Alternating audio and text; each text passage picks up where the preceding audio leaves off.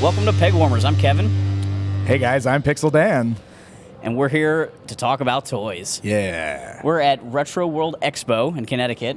Yes. And we finally got a chance to sit down and talk about some toys here. Yeah, man, I'm really excited to be on the show and chat with you. This is we've attended many conventions together, and this is essentially what we do at these shows. Yeah. We sit down and just talk about toys and nerdy stuff. So might as well film it. Yeah. Right. Yeah. Yeah.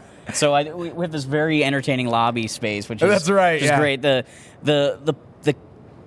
show floor is really noisy, so we moved out here. Well, there's like game shows and auctions and all kinds of crazy There's stuff going on there. And like my table is like right on the other side of a curtain. It's just a curtain. Right. It's not a wall or anything. There's a curtain separating my row with my table from the auctioneers and the game shows. So all day long, I just hear all this yelling on the microphones. So it's pretty intense. The wrestling yesterday, there's this constant thump of people. Yeah, wrestling is going on. There's so much going on here. Yeah. You guys should check out the show. All right, so our first segment is news. Oh, what do we got? So my news segment that I've got for you here is Play-Doh is on the adult relaxation train, right? Cool. You've heard about coloring books for adults? Coloring books for adults, like Kinetic Sand has like those adult like Zen gardens now and stuff. Yeah. So this makes sense. Play-Doh has a molding compound, because that's what Play-Doh is called. Sure. And they have a special 90s edition. 90s edition. And their sense for this Play-Doh is Ode to Boy Band. Not sure what a boy band smells like, but we can imagine. VHS Rental and Chill. Pump Up the Jam. Okay. Mall Food Court. All right. And Flannel Fresh. So these are scents. These are scents These for are the Play-Doh. smells.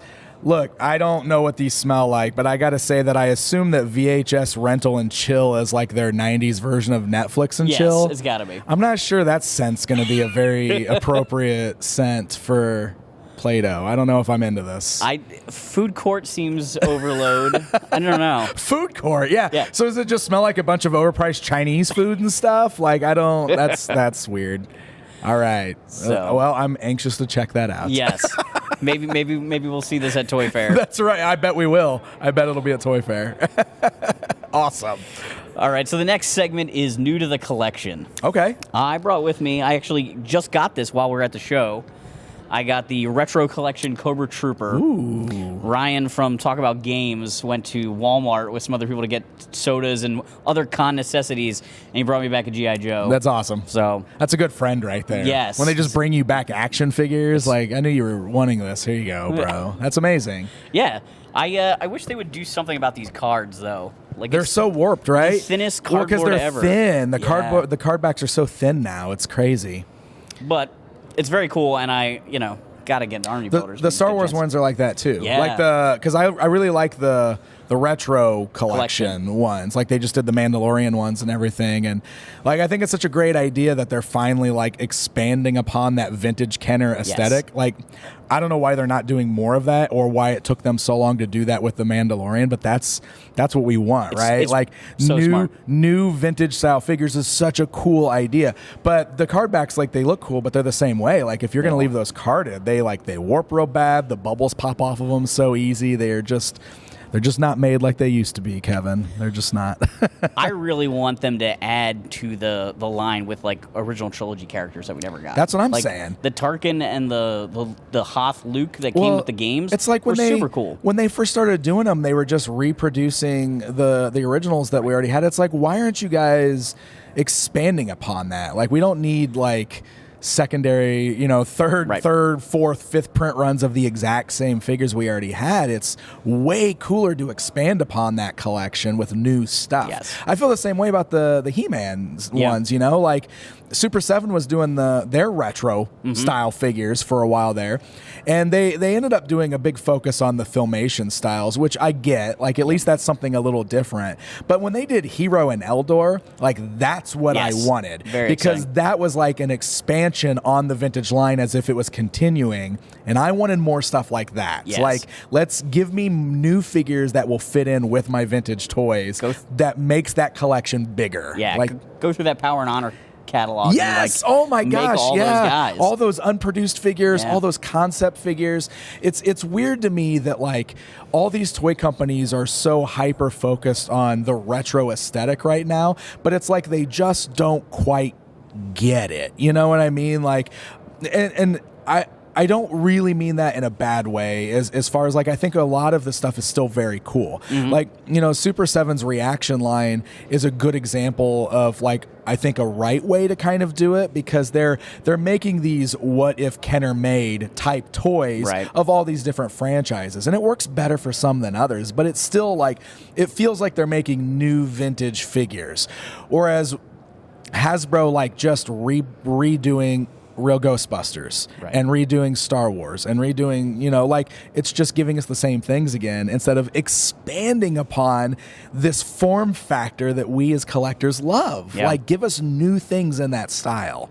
So that's me personally. I don't know. I agree with you on like the Ghostbusters. Like, Yeah. make Kenner feeling Ghost figures, but based on some of the key bad guys from the cartoon How show. cool would would so that good. be? How cool would that be? And, you know, NECA kind of dove into that a little bit when they did, like, the Kenner-style Aliens figures that were based on some of the newer movies. Yeah. Like, that's a really cool concept. And I wish more of these companies would explore that a little deeper than they do, you know? It's like they're not quite there with it. And that's the kind of stuff I would be all over that. I would be all over that. Yeah, I don't know if it's they don't want to push the envelope just a little too far. Yeah. They know this is a little safer bet, so that's what they... Maybe they just feel like it's too niche, you know? Maybe even though like guys like us are talking about it all the time and would love to see it, maybe we're just not as big as of a group of people as we think. You know, I guess that's always possible. I mean, Hasbro probably looked at that and they're like, well, we can definitely sell a bunch of retro Lukes and Leias and Hans and Chewies because everybody remembers those and that's what we're banking on. Right. Whereas if we make a bunch of other characters, like it's just going to be the hardcore collectors that buy it. And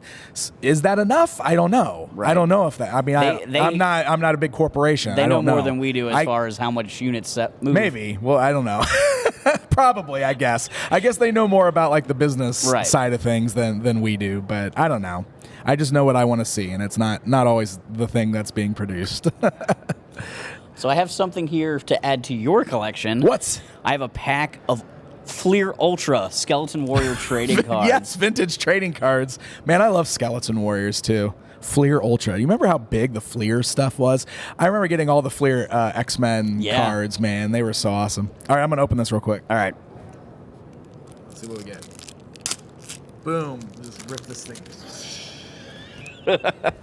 Does that hurt? Sometimes I do that with like action figures and people get real mad at me. Like, don't rip the packaging. Oh, yeah. I'm not going to save it. So here's King Lightstar, who looks a lot like King Randor. Holy smokes, he looks exactly like Randor. Just like King Randor. Got King Lightstar. I love like the nice embossed like gold on the bottom of these cards. Oh, this is awesome. Here's the it's the skeleton dragon. We almost got a toy of the Bone Dragon in the original Playmates Toys toy line. It's one of those like unproduced toys that's sort of like a grail piece at this point. I would have loved that. Yeah, the stuff that doesn't get made is sometimes the most amazing things. Like, you know, they build up to it, they save a big thing for the next wave, and it doesn't happen. I know. Oh, I got him again. Look, there he is again. It's two different views of him. Ooh, look. That's cool. It's clear, and it's got like the front and back of Prince Lightstar. That's fancy. Look at pushing the edge of trading card technology with that one. That's good stuff right there. It's number 3 of 10. Suspended animation. It's a limited edition, guys. Ooh. Limited edition. So 90s. I'm gonna put it on eBay right after we're done recording. Bad Dog. These are awesome. These are actually really cool. Thanks, man. You're welcome. These are great. All right, so the next segment is our namesake segment. Okay. Pegwarmer. Pegwarmers, yes. So a toy that didn't sell as well as they thought. Okay, gotcha. What do you got for me? What's one of your favorite Pegwarmers you want to talk about? I think me being me, I'm a big Masters of the Universe fan, big Masters of the Universe collector. It's what a lot of people know me for. And if we're talking about He-Man toys, I think most of us who lived through the 2000s era of collecting know that probably the most notorious Pegwarmers for He-Man would be Smashblade He-Man and Spinblade Skeletor. because holy smokes. What a pair. What a pair. So that is a really interesting look into the business side of a toy company. Because what happened there? So that was like second wave or third wave, okay, right? Because like Jungle Attack He-Man, I think, was the first variant of He-Man, but then they did these two variants of He-Man and Skeletor, and they were just terribly overpackaged, way overpacked, and they weren't even like very creative variants because it was the exact same He-Man and Skeletor figure with different color armor. And instead of giving them like, you know, their more iconic weaponry, they got those little attachment blades that went on their arms. And so they were just not that interesting. A lot of the collectors didn't want that sort of thing. They wanted to get new characters, that we wanted to get more Mechanics and Fistos and all these other characters we were seeing in the new cartoon. But Mattel was like sending out cases that were like, you know, five He-Man, 4 Skeletor, and 1 Mechanic. And that's the way the case pack was going to the stores. So it wasn't very long until the only thing you were seeing at every toy store was rows and rows of nothing but the 2 Spin Blade, Smash Blade characters. And that's like all that was there. Ultimate Pegwarmers for that line. Yes. And what a lot of people point to as the beginning of the end of that toy line, because nobody was restocking those toys. And as a result, like the later stuff was just like not getting into stores. It was very difficult to collect for that line because of those 2 figures. I feel like if they had done variants that were a little bit closer to original series figures, that might have also helped them sell. Absolutely. Because there's certain collectors that won't buy the variants unless it's tied back. And Flying Fist He-Man has a little bit of an element to... little bit. But it's not an exact copy. So but like you said, if that was just straight up Flying Fist He-Man, and he looked more like the Flying Fist He-Man figure, he would have sold way better. Right. He would have sold way... Because nostalgia, as we know, powerful drug. Yes. I mean, they bank on that these days. Even though it's a silly variant, it's a silly variant I had as a kid, so I need this one. Right. You know? And but still... the production was way too high on them. So I think even if they were a more interesting variant, like they were still definitely getting the case packouts wrong with this line. And I think it really goes back to their mindset from the 80s, because in the original toy line, they had a hard time keeping He-Man and Skeletor in stock. Right. Because that's what all the kids wanted, was a He-Man and Skeletor, which was why they started coming up with the variant idea, so that they could always have a He-Man and Skeletor on the pegs. So I think they just tried to carry that mentality over to the early 2000s, which by this point was a completely different landscape. And, you know, toy aisles weren't what they were in the 80s. They were much more limited in space. And, you know, you had a cartoon that wasn't near as popular as the one in the 80s, so there wasn't as much attention on this. If you could even find the cartoon, because they floated it around all the time. Well, and I think it's safe to say that it was the collectors that were interested in this line and not the kids. Right. And they wanted this to be a line that kids would love, but the fact of the matter is that it just wasn't catching on with kids. We loved it, but all we were being fed were these cheap variants because it was easier for them to produce, and then they were overpacking them. So it's perfectly understandable to see why people consider that like the beginning of the end of that line. Yeah. You know? All right. Killing the line. That's what they used to say. They're killing the line.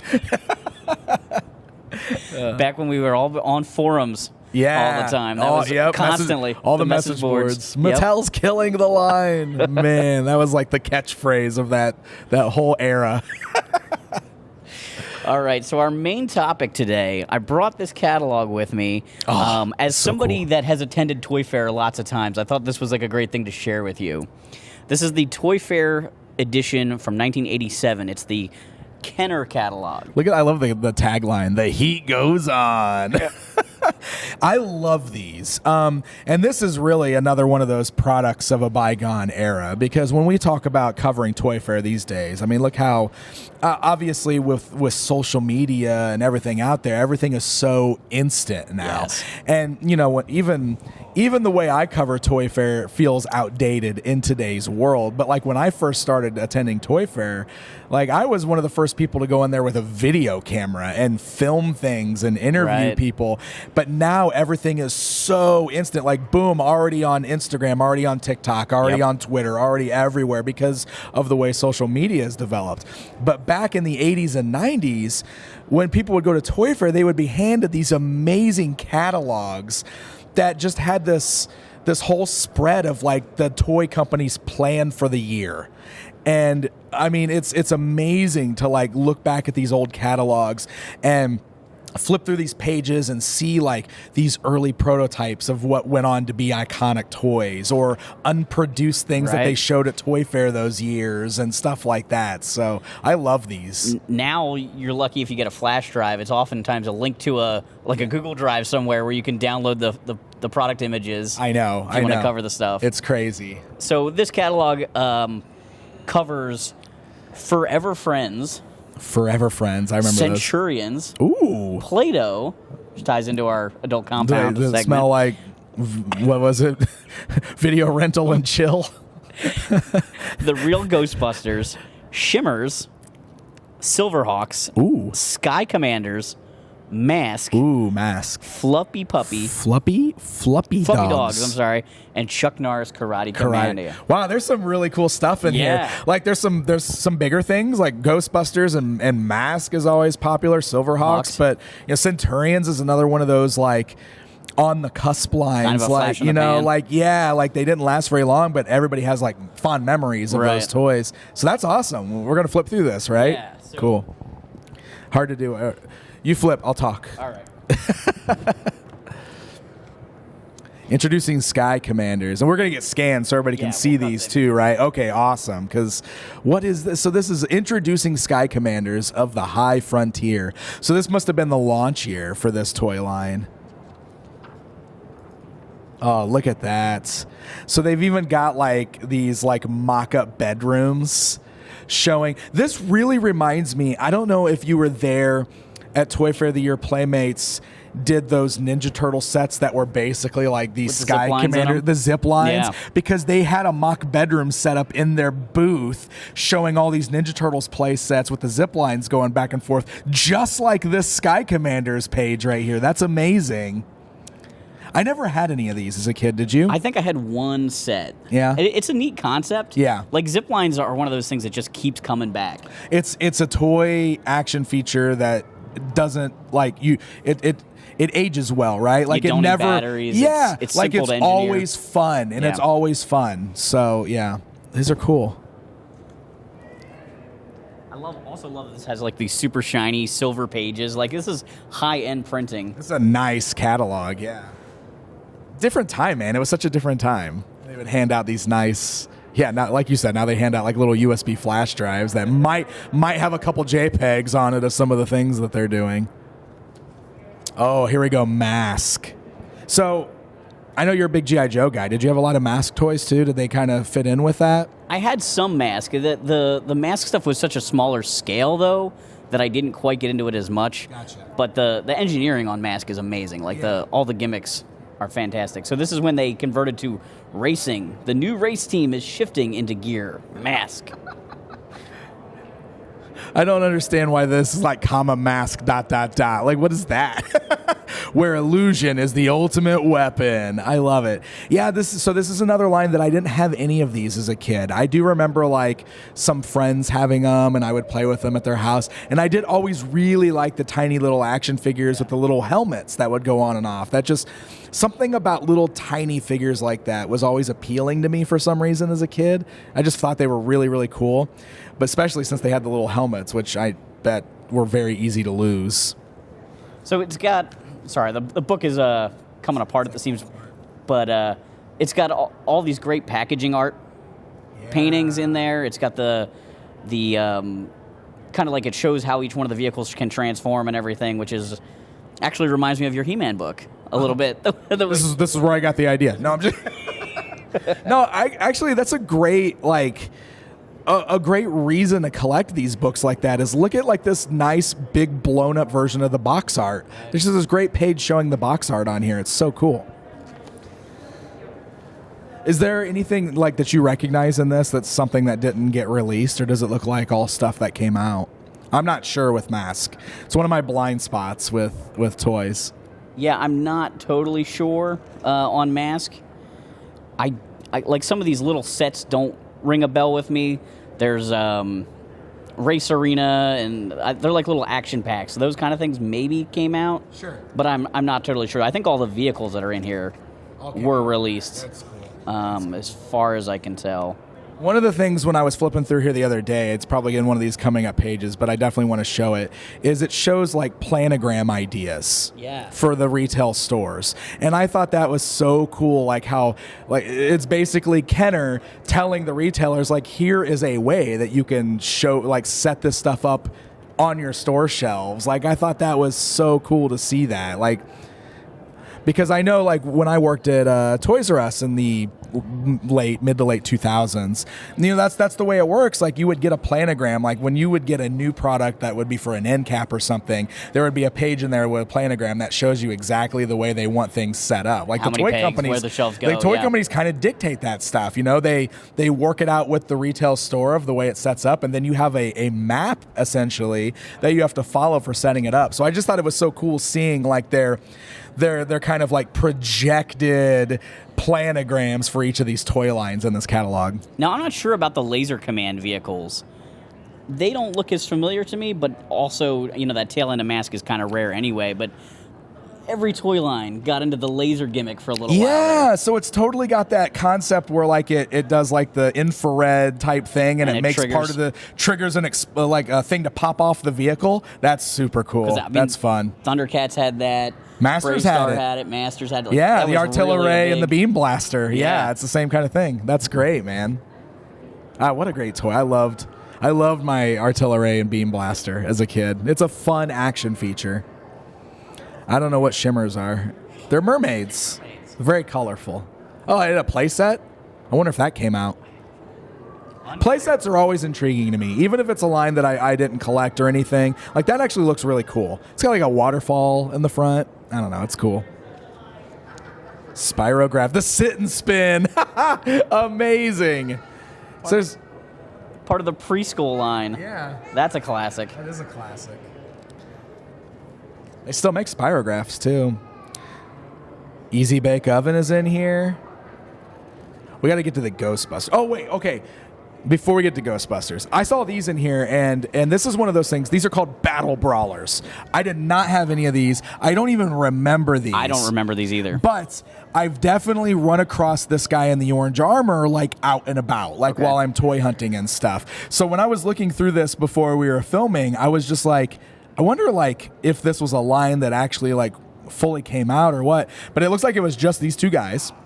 They did both get released, and I've been looking them up just because I'm very curious about them now. They're like some sort of, like, the whole idea is like a fight. They're fighting monsters, basically. It's got like a little bit of a Rock'em Sock'em Robot element to it. Element. Yeah, exactly.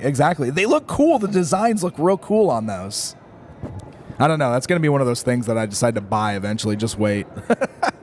Here we go, the Real Ghostbusters. So I loved Real Ghostbusters when I was a kid. This was definitely in the mix of like some of my bigger toy loves when I was a kid. You know, like Masters of the Universe. Ghostbusters was probably squeezed right in there between Masters and Turtles. You know what I mean? Yeah, it's such a fun line. And I love this artwork. It got used for a couple things. I remember there being like a Saturday morning tray table. I had that with this artwork on it. Yep. Because it's somewhere between the movie and the Kenner design, the cartoon design later. Yeah. They all have the matching suits still, and just a really grotesque looking Slimer there. I know. I love it. I really love it. I love like this ghost getting sucked into the trap over here, and it's really cool stuff. This line is just so much fun, and like the ghosts and everything, like obviously Bug-Eye Ghost. Like Bug-Eye Ghost is one of the ones that I think everybody remembers. He's such a great design, and he was one of my favorites as a kid. And I think he's even like, I think I saw that he's going to be in the new movie. It looks like it. Oh my gosh, that's amazing. So he's like one of those things that literally has become a part of pop culture because of his action figure. Right. Because he was never in the old cartoon or anything, but everybody remembers this toy. So that's exciting. That's cool. I still love that Slimer is just listed as the Green Ghost. The Green Ghost. Like, he had two figures in that line, and they were both just called the Green Ghost. It's so weird. It's almost like Ewoks, right? Like, as kids, we knew the name, but it's not said in in the movie. Yeah, it's like a weird pop culture workaround on that. Because they don't ever call him Slimer in the movies either, right? No. He's just the first ghost that they fight. You know, so it wasn't until the Real Ghostbusters cartoon that he really had a name and a character. I used to always pretend that Grabber Ghost that came with Peter was also Slimer. Like, as a kid, that just looked like a little... And he was with Peter. And, you know, in the cartoon, like... Slimer was always, you know, causing trouble for Peter and stuff. So. I used Gulper that came with Egon. Really? Yeah. Oh, that's great. And I could see it with both of them. Oh, that's amazing. Those pack-in ghosts were my favorite. I loved those things. Little translucent plastic. So cool. Oh, the ectoplasm. There it is. I assume you had some ectoplasm. I did have some ectoplasm. I love, look, see, it's even showing what the store display box would look like and everything. Ectoplasm play gel. Instead of compound, they called it gel. I like how all of these lines that had that after Masters had like a pack-in toy with it. That's so like cool. Turtles had a little glow-in-the-dark turtle. Yeah. Ghostbusters had ghosts.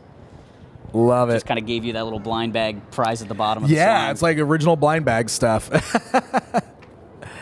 And then there was also the ghosts that use the slime. Are they on the next page? The Gooper Ghosts? Yeah, I had both. I still have. Well, I don't have this the bat-looking one, but I've done videos on these other two. Yeah. Because I love the one that blows the bubble especially is amazing. It's such a cool feature. I always thought the bat one was really well marketed in the commercial. Like I remember him like swooping in, the kid pretending to play with it and dropping the slime. Dropping the slime. That's so good. That's so good. And again, it's like that same slime is another one of those toys that just never goes out of style. It always cycles back through. Always comes up. Always gets popular again. I mean, look at modern toys. Slime is still everywhere. Yeah. It's crazy. I also really like that when you look at these pictures, you can tell that the slime has been like airbrushed in. It's not real. Not a photo of slime. It's not real in these. Yeah, exactly. It's just because it wouldn't look this good if you were trying to photograph actual slime dripping. I know from experience, it's very hard to shoot slime. Oh, speaking of airbrushed. We have the Ghostbuster Fire Station playset, and clearly they took a picture of two kids just standing with nothing. Yeah. Maybe there was a platform. I'm not even sure if the Ghostbusters themselves were really there or if they were added in. Or like maybe it was like a cardboard mock-up or like a foam core mock-up, and then like they, after the photographed it, they airbrushed the details over it, but it is clearly not the actual physical playset that we all got. And there's some still small differences here, like the containment unit actually looks more like the one in the cartoon than what we got with the actual playset. It's really interesting. The fire pole doesn't have like the little threads to it, the little screw threads, you know? Yeah, and to make it do the spin thing. Just a straw. Yeah. Oh my gosh, that's hilarious. That's great. What a great playset, though. Also has a slime feature at the top. Yep. That's good. Oh, yeah, more artwork. Oh, for the Ecto 1. I like how even this page, like the majority of the page is like the box art. And then there's a small picture at the bottom that actually shows the Ecto 1. That's kind of funny. Oh, yeah, there's the popper. This is the one that Hasbro just re-released, too. That's great. They're kind of hitting Stay Puft in the nuts there a little bit. My marshmallows. This is amazing. See, these books are so much fun. I don't know. Like, it's weird because obviously this isn't the kind of thing that we would have even seen. Like, this wasn't like a public catalog. But there's something so nostalgic about flipping through these pages and looking at this stuff. It's so weird. So I had this, the Ghost Zapper, the flashlight projector I had as it a too. kid. Yep. I love this too because when you look at the art, the kid is not holding it. Oh, it's painted in there. That's amazing. Or he's holding something and they airbrushed this whole thing over it. Right. Yeah, that's amazing. And then even like these are just drawings of what the projections might look like. That's good stuff. I wonder. It makes you wonder how early into production they still were on all this stuff when they came to that toy fair to show it all off. Yeah, I mean they clearly knew what they wanted to release. That Slimer plushie is pretty terrible. Yeah, Slimer's bad. I like the Stay Puft though. Yeah, that's pretty good. I remember this kid's got a flashlight. Like what? What is that gonna do for you? Maybe that's what they were holding in the other photo. Oh, and then, maybe and so. then drew the projector over it. You might be right. You're onto something, man. That's great. Oh, look, there's like check marks in here. Was somebody like marking what they had? I guess some kid got a hold of this at some point, was marking things off. Or maybe the marketing guy that had this at Toy Fair was like, order this. Yeah, that could be. Here we've got another laser toy. Did this come out? I don't recognize this at all. The real Ghostbusters Neutrino Blaster Laser Light Weapon. I don't recognize this. It's totally a laser tag game. We'll have to look this up in post. Because I don't know. It's a laser tag game. Yeah. That's awesome. That's awesome. He's popping out of the sewer. That's the best. Oh, and then there's the actual role play. Everybody had that. The roll up, yeah. Did you see the kid like stabbing the ghost with the PKE meter up there? He really knows how to use it.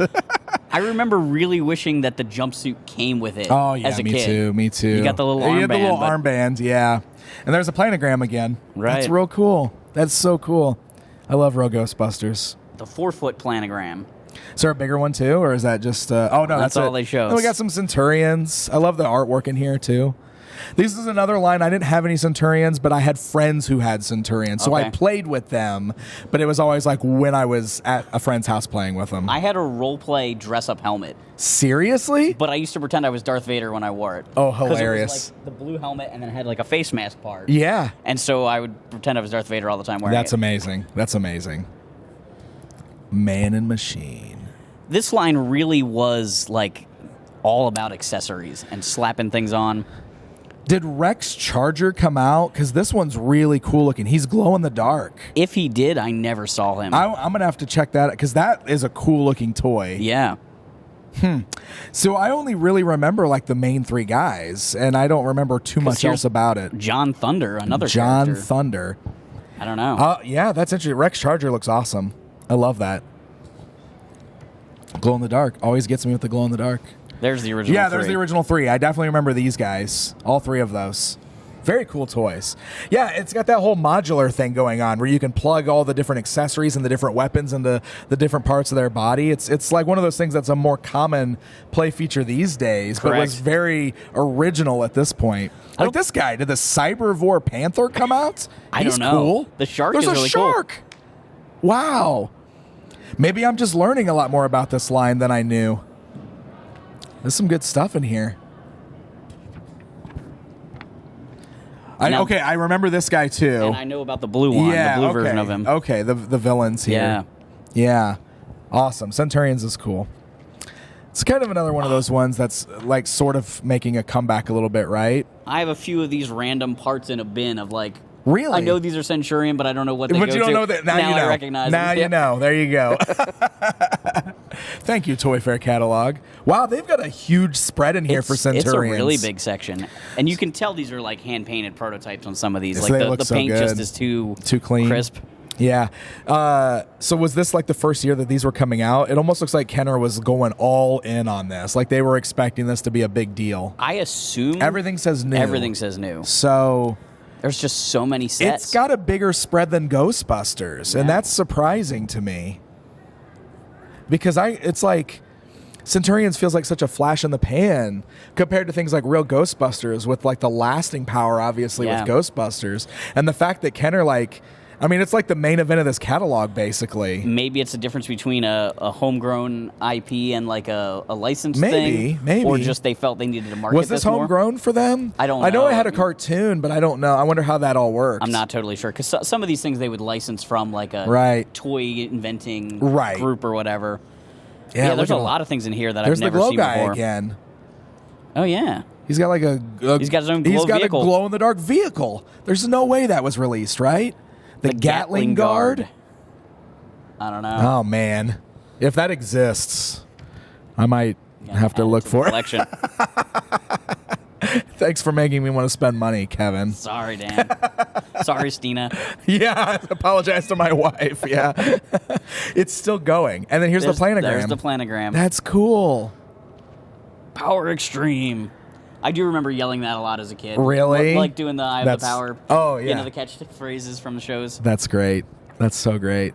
And then we've got Forever Friends. Forever Friends.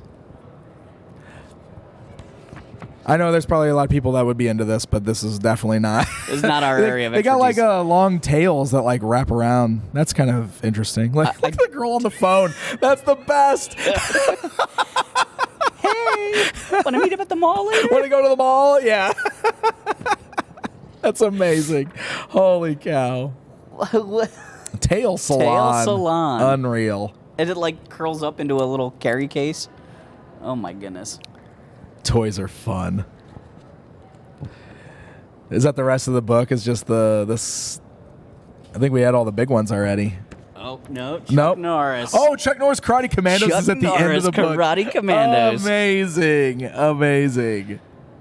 So all these guys look. Oh, maybe not this guy. I don't know. I recognize almost all these figures. Yeah, most of these guys came out. Night Fighter? I don't know about Night Fighter. I don't know about. Look, he's actually got like a full beard. This Chuck Norris figure does. I bet these didn't come out. That top row that all says new. Okay. Tank Sherman. He's a Sherman tank. He's Tank Sherman. Unreal. These are great. I know Chuck Norris lobbied really hard to get like into the pop culture like kid universe. Yeah. He used to go to like Marvel all the time to try and get into the Master of Kung Fu comic. Really? Yeah, like he would go there and like lobby to be in Master of Kung Fu, and I think that's somehow he ended up just like getting his own thing because he couldn't get into that's amazing. Another franchise. That's amazing. There's the vehicle. There's the car. Oh, we got to have a picture of Chuck Norris so we know who he is. There he is. A trampoline spoiler. Oh, boy. There's some other... I don't know if all these vehicles came out or not. This Motorcycles for the good guys and the bad guys? Yeah. Man, these books are so fun. Chuck Norris's helicopter. Because why not? The Karate Chopper. The Karate Chopper. Oh, it's so good. That marketing guy got paid well that day. Oh, my God. The Karate Chopper. And then Play-Doh. Our final... So there's Ghostbuster Play-Doh in here. Silverhawks. Yeah, there's some molds in here. Like they show like how they. I don't remember seeing these, but yeah. Let's get past the. Here we go. Look, it's like a set where you mold Mask figures and mold Silverhawks figures. It comes with the Rhino as a little vehicle. That's cool. Make the little guys. That's great. This one's got Tallyhawk. Yeah. Tallyhawk. I can't believe like you can make Stargazer like. How the exciting. boss. Yes. Yeah, how exciting. Oh, let me complain at you guys for a little bit from my office. Quicksilver, what are you doing? Why him? I mean, at least Monstar's there, but like, I hope they did some of the bad guys. It looks like there's only four. Looks like there's only 4 molds maybe for figures. Yeah. That's still fun. I don't think I realized that they made these. These are cool. Well, this was really cool, man. There's the Ghostbusters. Oh. Ecto 1. I love the little Ecto. I love the playmat too. Yeah. The playmat's cool. And the barbershop, that's classic. I had the barbershop as a kid. That's classic. Planograms, dinosaurs. Oh, and there's the Fluppy Dogs. Look at that giant planogram for Fluppy Dogs. Ooh, we got one last good line to finish it off with, the All right. Silverhawks. Ooh. All right. So there's a whole lot of like text in here to kind of get people excited. It's brand new at this point. We got to explain this to people. The Silverhawks license, beginning the fall of '86, will be supported with 65 episodes of dynamic animated programming. That's awesome. So they're like really selling it here. Like, this is why this is going to be a big deal, guys. Ooh. And we get these great photos of each one of the characters. I wonder if this was the reason they picked the shiny silver paper for the whole book. Oh, because of Silverhawks? Yeah. Yeah, so this is like the true main event of the book. It's like the last thing in here, right? As a kid, I never remembered Hot Wing and Flashback being on the package from the start. Because they're not really in the first, whole bunch of episodes of the show. Yeah. And I was shocked, as an adult going back and looking at some of the stuff, I was like, oh, they were in the line from the very start. From the beginning, yep. My, false memory from childhood was that they were, Wave 2. Wave 2, yeah. Nope, they were all from the beginning. And there's Steelheart up there. She's one of the ones I don't have, and she's not the easiest figure to find right now. It's crazy. I always loved Buzzsaw, man. I played with that Buzzsaw figure as a kid with lots of other toys. Yeah. When I got into all the Toy Biz Marvel stuff and the X-Men toys, they always fought Buzzsaw. He's a perfect just killer robot toy. He's such a cool toy, man. that was such one of those really appealing action figures to me. No matter what, he would get played with everything. I'm still looking for a Molecular. Oh yeah, he's great. I've got one of those. I've got all of these guys. I've got most everything on this page, actually, except for Steelheart, I think. Okay. I love Silverhawks. It's a great line. This is one of my favorite things. This is amazing. The Hawkhaven Playset. I wish this came out. Totally, you can see that they're inspired by the Masters of the Universe playsets. Looks like it's very Snake Mountain shaped. Yeah. And it looks like it would have folded open just like those. There's no actual prototype in here, though. It's just artwork Just of like the artwork. what it could look like. But wow, that would have been such a cool toy. It has a gunner station with firing missile. It has an opening entryway, a jail cell for capturing villains, a moving elevator, perches for figures, weapon birds, Ooh. and an easy-to-carry case. I see. They've got all these features listed. It makes me wonder if they actually do have or did have like a prototype of some sort. I wonder whatever happened to that. I wonder if any photos exist of an actual prototype. That, man, perches for the birds, that's super cool. It makes sense. Like, could you imagine, like, as a collector now, having this up on your shelf, opened up with all the birds on perches and the figure standing in it? That'd have been so cool. Man, that kills me. There was a lot of Silverhawk stuff that didn't get released. Not all in this catalog, because there was like a future wave, but they were going to do like Monstar. Yeah. That before he transformed and things like that. Yeah, you know. And then we've Stronghold. got the oversized birds. I always thought they were a little bit of an odd piece because it was like it's a role play toy, but maybe it's also a vehicle. I know, because like the figures can sit on the top, but also like it's supposed to be the bird for you the way they had in the show. Because the Tallyhawk one is like, I have the Tallyhawk one. It's so cool because it's like I have Tallyhawk, you know, just like Quicksilver. Yeah, yeah, it's really interesting concept, but it's very cool. And then there's the Mirage and then the final page, the planogram. The planogram. The 6 foot or the 4 foot planogram. Look at that. They really wanted stores to go all in. Like, there you go. This is what your store should look like. All these Silverhawks everywhere. Everywhere. Whew. Cool stuff, man. Yeah, if you ever have an opportunity to like get any of these old Toy Fair catalogs, they are absolutely worth checking out. They are so fun. Like, just very nostalgic flipping through, and like we've talked about, like finding things that are like unproduced or never came out, or even seeing some of the old like concepts and prototypes like that. To me, as a toy fan, that stuff is very exciting. It's neat to see a lot of the hand painted sculpts and things like that. Like a lot of what they photograph is not production, so it's just neat to see like, oh, they dropped some paint apps, they changed the colors on these. Right, exactly. Super cool. Well, thanks for inviting me to look at that, man. Thanks for coming, Dan. Very cool. Yeah, it was a lot of fun. Great. A lot of fun. All right, guys, thanks for hanging on the peg with us, and we'll see you next time. Until next time.